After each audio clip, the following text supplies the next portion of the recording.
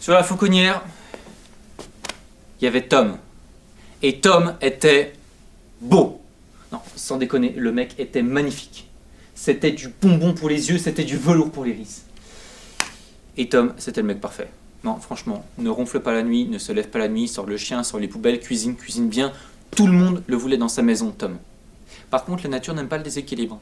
Et si Tom était vraiment très beau, Tom était incroyablement pas malin. C'est pas qu'il voulait pas, hein, c'est qu'il n'y arrivait pas. Et il comprenait pas pourquoi est-ce qu'on lui offrait des fleurs, du chocolat, et quand les gens lui demandaient tu veux sortir, oui bien sûr, sortir où? Donc il passait sa vie à semer des cœurs brisés. Tous les cœurs sauf un. Celui de Fantine. Fantine, elle était moche.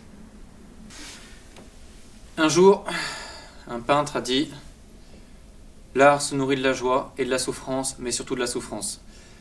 C'est vous dire si Fantine chantait bien. Par contre, ce qui est génial avec le chant, c'est qu'on n'a pas forcément besoin d'un gros cerveau pour l'apprécier. Généralement, il suffit de 2 oreilles et d'un cœur.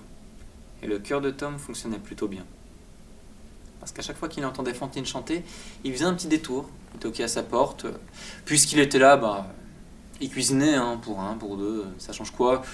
Puis il mettait un coup de sécateur dans le jardin. Près d'elle, il se sentait moins bête. Près de lui, elle se trouvait moins laide. Peu à peu, Tom a fait son travail, ils ont commencé à se rapprocher, à se tourner autour. Et un jour, le Tom, il prend tout son courage. Il toque à la porte de Fantine. Et il part en courant. Bon. La semaine suivante, il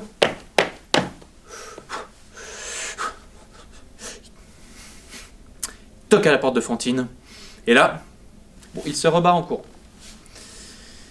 Au bout d'un mois, un petit mois, 33 jours à peine, là il prend vraiment tout son courage. Il fait le tour de la maison, il prend son courage, il toque à la porte de Fantine et il reste. Il lui demande si elle veut bien, si elle est d'accord, si ça la dérange pas. Vraiment, seulement si elle veut. Donc vraiment, si ça la dérange pas, consentement. Si elle veut bien l'accompagner dans la forêt. Je vous ai pas tout dit. En fait, je vous ai même un peu menti.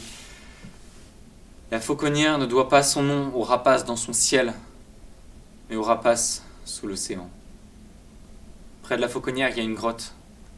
Dans cette grotte, il y a des fées. Des fées des abysses. Ce sont des êtres cruels, puissants. Elles ont accès à un savoir qui nous rendrait complètement fous. Et l'une d'entre elles aimait. Elle aimait Tom. Alors quand elle a vu qu'il allait s'approcher de cette créature qu'était Fantine, elle est devenue complètement folle.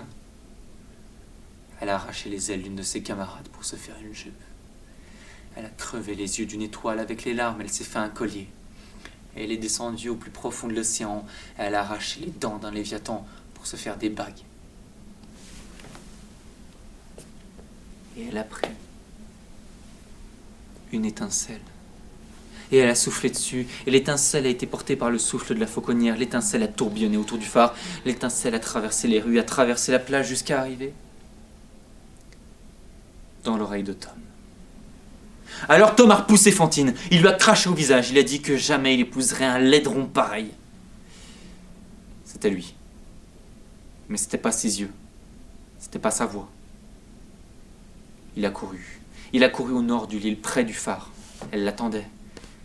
Quelque chose l'attendait. Il a couru sur la plage, il a couru dans les rues, il a couru jusqu'au phare et elle était là. Elle avait la beauté de l'orage, la majesté des lames tranchantes. Une fée des abysses. Et elle lui a tendu une coupe de pierre noire remplie d'un liquide rouge qui avait l'air délicieux. Elle lui a dit « Bois. Bois. Bois et je t'emmènerai dans un pays merveilleux. Tu verras là-bas des chevaux de feu galopent sur les vagues. Tu verras là-bas les fleurs jaillissent du sol comme l'eau des fontaines. Et la lune brille plus fort que le soleil. Tu oublieras tout, ta ville, ta vie. Mais tu seras avec moi. »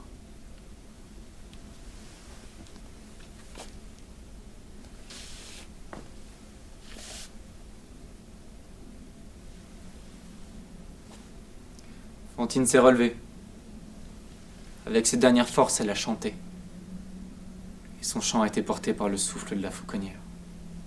Son chant est sorti de la forêt, il a traversé les villes, traversé les quartiers. Le chant a plané sur la plage, le chant a tourbillonné autour du phare jusqu'à tomber dans l'oreille de Tom et a chassé l'étincelle.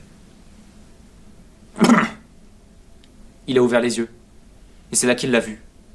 Une fée des abysses. Elle avait des écailles bleues, molles, des tentacules au bout des doigts, des griffes qui lui sortaient du nez. Et dans ses mains, il y avait un calice rempli de sang. Alors, il l'a pris et il l'a jeté dans l'océan. Il a dit à la fée qu'il était bête, et qu'il le savait, mais que Fantine ne l'abandonnerait pas.